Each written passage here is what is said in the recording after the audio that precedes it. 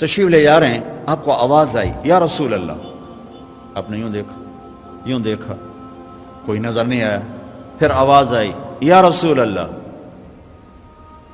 دیکھا تو ایک ہرنی گلے میں رسی چارپائی سے بندھی ہوئی، وہ آپ کو پکار رہی تھی۔ آپ قریب آئے، کیا ہے؟ کہ آپ کا صحابی مجھے پکڑ کے لایا ہے، میں اللہ کی تقدیر پہ راضی ہوں، مطلب ذبح کی جاؤں گی، لیکن میرے چھوٹے چھوٹے بچے ہیں، وہ بھوکے ہیں، اگر آپ مجھے چھوڑ دیں میں ان کو دودھ پلا کے واپس آ جاؤں گی۔ تو آپ نے فرمایا اگر تو واپس نہ آئی تو پھر، کہ اگر میں واپس نہ آئی تو اللہ مجھے جہنم میں ڈال دے جیسے انسانوں کو ڈالے گا۔ تو آپ نے اس کی رسی کھول دی اور وہیں بیٹھ گئے، اس نے دوڑ لگائی اور پہاڑوں میں غائب ہو گئی۔ دیر گزر گئی تو آپ نے دیکھا وہ پہاڑ سے اتر رہی تھی اور آ کر کہا یا رسول اللہ میں حاضر ہوں۔ اللہ اکبر، اسے خبر ہے میں کیوں حاضر ہوں۔ یہ ہمارے فیصل آباد کا بازار والا 10 روپے کے پیچھے وہ جھوٹ بولتا ہے کہ زمین آسمان کانپ اٹھتے ہیں۔ آپ نے اس کو رسی سے باندھ دیا اور پھر بیٹھ گئے۔ دیر گزری، وہ صحابی ہے جنہوں نے پکڑا تھا شکار کے لیے، وہ دیکھ کے پریشان ہو گئے، یا رسول اللہ آپ کیسے؟ کہا بھائی میرا ایک کام ہے چھوٹا سا۔ کہا کیا؟ کہ یہ ہرنی میں ہدیہ مانگتا ہوں آپ سے۔ کہا یا رسول اللہ ہم تو جان قربان کرنے کے پیچھے پھر رہے ہیں، آپ ہرنی کہتے ہیں؟ کہ بس یہ دے دو، لے لو۔ تو آپ نے اس کی رسی گردن سے نکالی، کہا الحق بأہلک، جا اپنے بچوں کے پاس چلی جا، سچ نجات دیتا ہے، جھوٹ ہلاک کرتا ہے۔ میرے بچوں ایک ہرنی جتنی سچائی سیکھ لو، اپنی زندگی سے جھوٹ نکالو اگر اللہ کو پسند آنا چاہتے ہو۔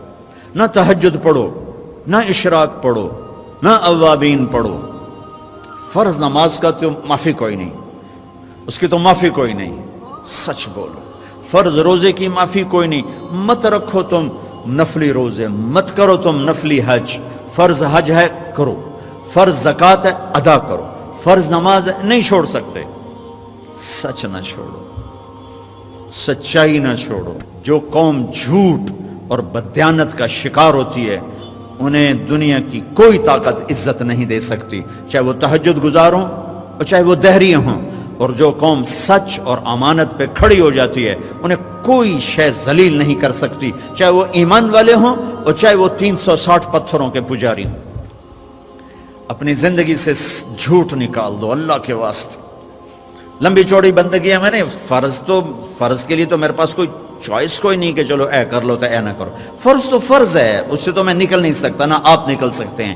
لیکن میرے عزیزو سچے بن جاؤ، سچے بن جاؤ، دیانتدار بن جاؤ، دیانتدار بن جاؤ۔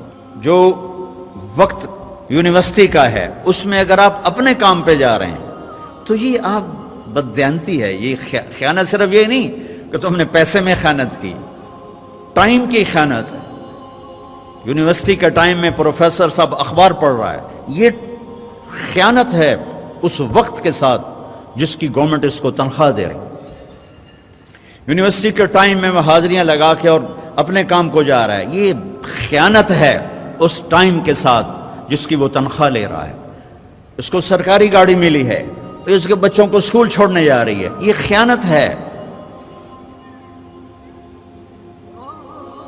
بددیانتی اللہ کی نظروں سے گراتی ہے جیسے پتھر اوپر سے نیچے آ کر گرتا ہے،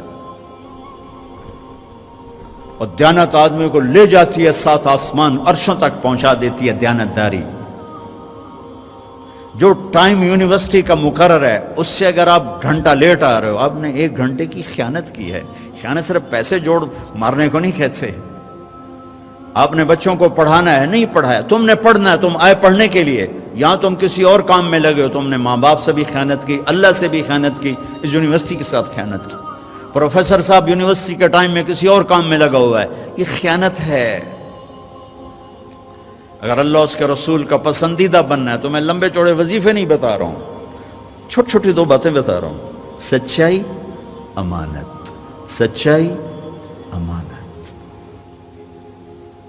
ہمارے ایک بزرگ تھے، وہ ٹیلی فون کے جی ایم ہو کے ریٹائر ہوئے تھے، وہ تبلیغ کے بھی امیر تھے۔ جب وہ دفتر میں آتے تھے تو تبلیغ کا ایک بول نہیں بولتے تھے کہ بھائی یہ تنخواہ میں ٹیلی فون کی خدمت کی لیتا ہوں، یہاں کوئی تبلیغ کی بات نہیں ہوگی۔ اور جب وہ دفتر سے نکل جاتے کہتے ہیں ہن میرا ٹائم اپنا ہے، ہن کوئی ٹیلی فون کی بات نہیں ہوگی، اب صرف تبلیغ کی بات ہوگی۔ میرے بچوں، بددیانتی نے ہمیں زیرو کر دیا ہے۔ یہ تو ایک اجتماعی زندگی کے لحاظ سے میں کہہ